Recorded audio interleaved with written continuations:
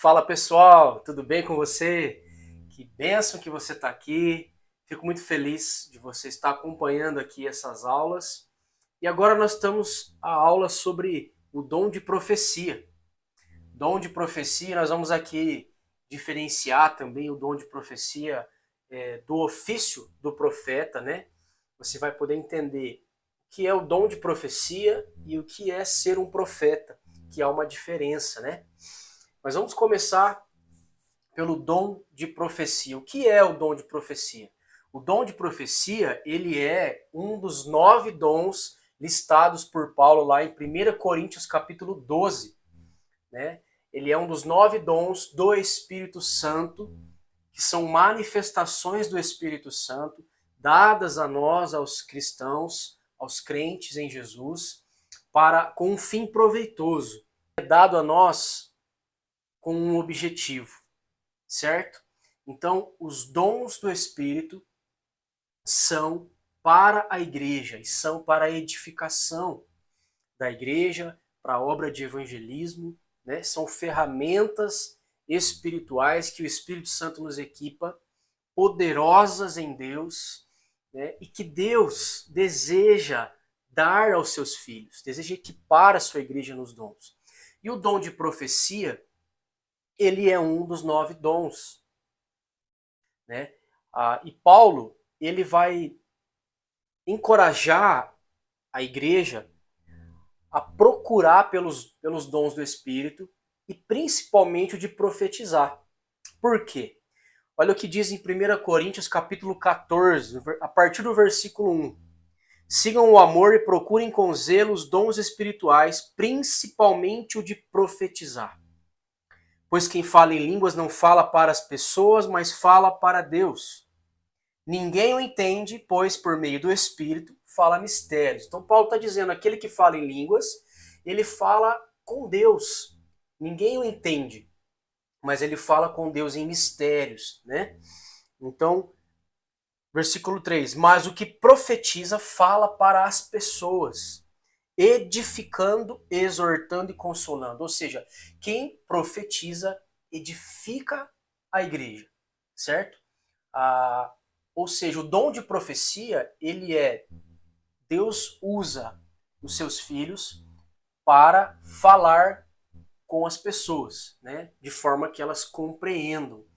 Então, o dom de profecia, Paulo, ele coloca o dom de profecia, acaba colocando o dom de profecia numa categoria mais acima, né? Uma categoria acima dos outros dons, né? Porque ele diz, procurem os dons com zelo, e principalmente o de profetizar. Então, é desejo de Deus que você, como igreja, como parte do corpo, você procure, busque com zelo, com dedicação os dons espirituais. Deus quer que você cresça nos dons, né? Porque eles edificam a igreja, né? Então, Deus quer que você busque o dom de profetizar.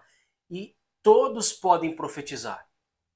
Todo cristão pode ser usado por Deus para ministrar no dom de profecia, né? Senão Paulo não diria para a igreja o seguinte, olha, busquem os dons e principalmente o de profetizar, certo? Então, mas vamos lá. Para que então é o dom de profecia? 1 Coríntios, capítulo 14, nós lemos aqui no versículo 3. Qual o objetivo? Aquele que profetiza, qual é a finalidade? O que este dom vai gerar na igreja, certo? Então vamos lá. Mas o que profetiza fala para as pessoas. Aqui Paulo lista três coisas importantes: edificando, exortando e consolando. Ou seja, o dom de profecia é para a edificação, construção, para levantar as pessoas, para aproximá-las do Senhor, para consolação. Por meio dela, o Senhor se revela, o Senhor revela o seu amor, revela o seu coração, né? Faz-se conhecido para as pessoas. Amém? Agora, existem dois tipos de profecia. A profecia onde ela prediz o futuro, ela revela o que está para acontecer, torna o futuro conhecido, certo? Como, por exemplo, a profecia do profeta Ágapo, né, que ele profetiza que haveria de vir uma grande fome, né? Atos 11, 28. Olha só o que diz. Um deles, Ágabo, levantou-se, pelo Espírito predisse que uma grande fome sobreviria a todo o mundo romano, o que aconteceu durante o reinado de Cláudio. Olha só. Então, o profeta Ágabo no Novo Testamento, né? Ele profetizou que haveria de vir uma grande fome sobre o mundo romano e isso aconteceu.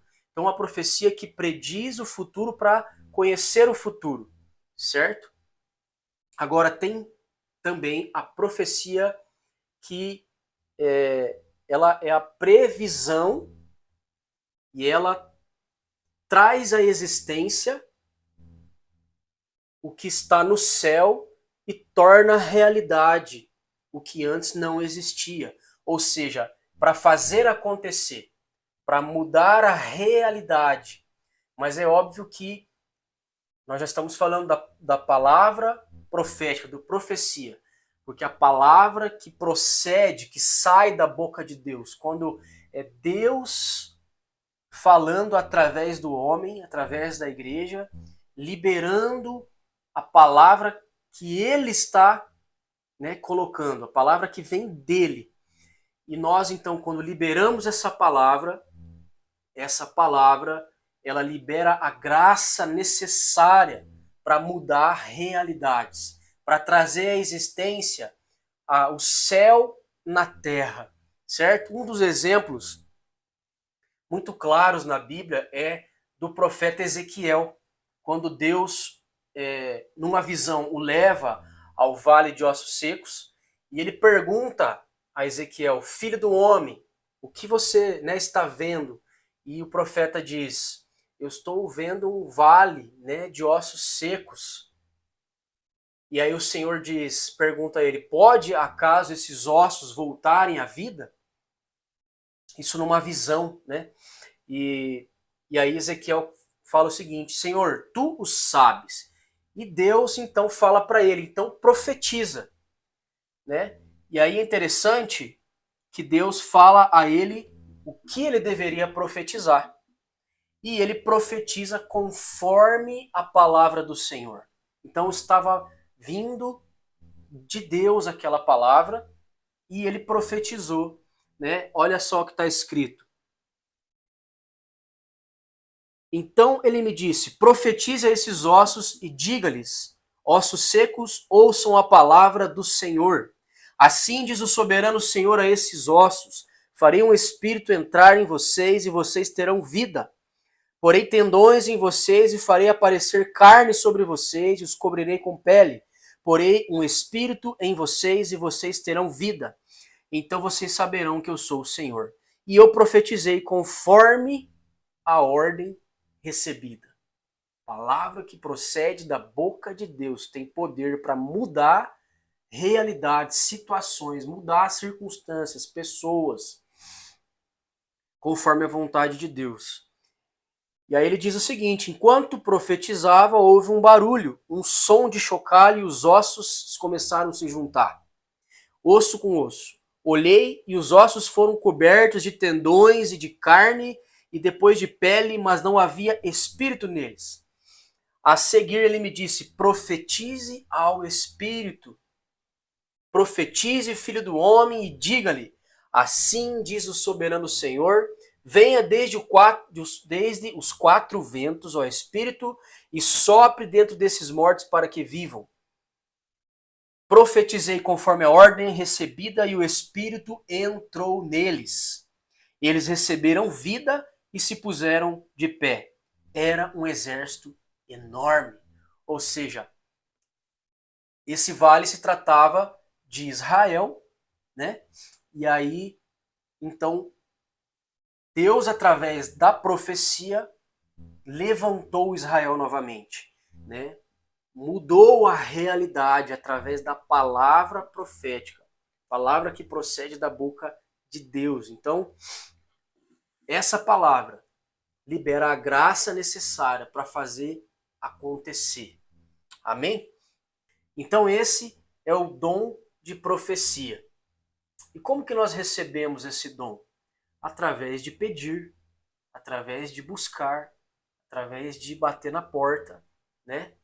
Todo aquele que pede, recebe. Então, o Senhor deseja te dar, te equipar com o dom de profecia. Agora, quando nós falamos dos dons, é muito relevante e importante a gente entender algo, para não confundirmos. Maturidade espiritual tem a ver com o fruto do Espírito, né? Ou seja, não é porque alguém tem os dons do Espírito, que se move nos dons do Espírito, que necessariamente essa pessoa é madura na fé. Porque os dons são presentes de Deus. Nós não podemos merecer os dons. Então, o fato de alguém andar nos dons não quer dizer que ele é maduro, porque os dons são graças, são presentes de Deus para a igreja. Agora, esses dons precisam fluir, isso é saudável, fluir juntamente com o fruto do Espírito de Gálatas 5, 22. E aí sim, o que revela maturidade espiritual em alguém é a presença do fruto do Espírito. Gálatas 5, 22. Certo? Vamos ler?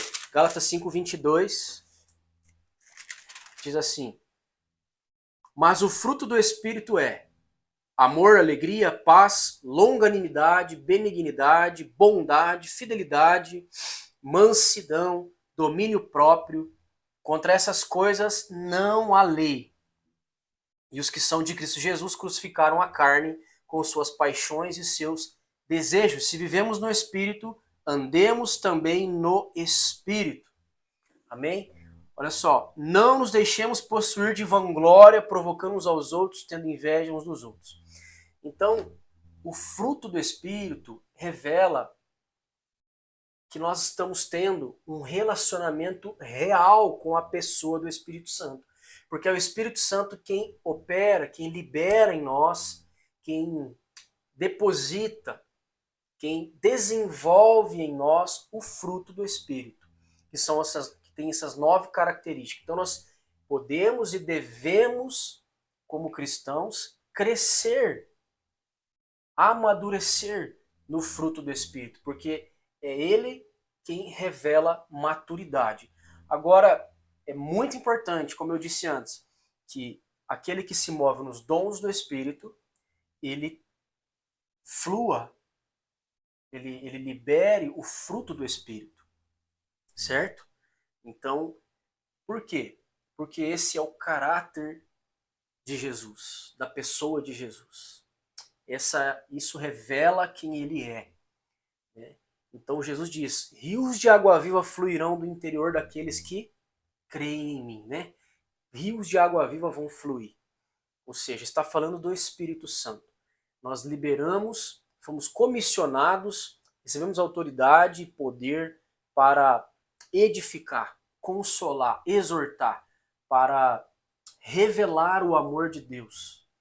Nós recebemos graça de Deus para gerar vida, né, sobre as pessoas e reconciliar pessoas com Deus. Amém? Nós vamos ter um tempo de oração, né? Gostaria de ter um tempo de oração com você. E na próxima aula, próximo vídeo, nós vamos falar um pouco sobre o ofício do profeta, o chamado do profeta. Amém? Que é diferente do dom de profecia. Pai, eu quero te agradecer por essas pessoas que estão aqui ouvindo essa aula, Pai. Eu sei que o Senhor está colocando um desejo, uma fome no coração deles por se mover nos dons, Pai. Senhor, gera fé, gera certeza, Pai, de que esse é o seu desejo no coração deles. Em nome de Jesus, Pai, libera dons espirituais, ativa dons, Pai. Dons de profecia, dons de palavra de conhecimento. Senhor, ativa a fome no coração de seus filhos, Pai. Nós te louvamos, nós te glorificamos em nome de Jesus. Amém? Deus te abençoe. Até a próxima aula.